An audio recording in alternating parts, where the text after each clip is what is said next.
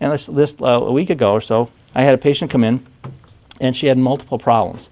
And she was a new patient, and one of her problems was like an ankle problem. Now, what I always do is I always test and measure the patient's symptoms and see what they can and can't do and see if I can change it. But for some reason or other, with all of her different complaints, I forgot to test her ankle and didn't do anything to her ankle, and finished with her and had her reevaluate her shoulder pain, her neck pain, the different things that she had.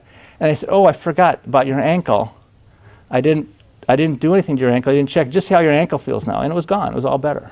And I hadn't even tested. I didn't do anything to it the whole time I was treating her. It cleared up by clearing out the general systemic issues that were affecting her, as did most of the other things, although there were some local issues I had to treat in her neck and in her shoulder and so on. But the ankle got better, and I didn't touch her ankle. It got better as a result of fixing the systemic issues that were affecting her whole body. Now, the wonderful thing about doing that is when you take a patient who's got a local problem and you treat it systemically first, you're affecting all other types of factors that impact their productivity and their quality of life and their longevity. That's what happens when you fix systemic issues. If you look just at the local issue, you miss those systemic issues that you have an opportunity.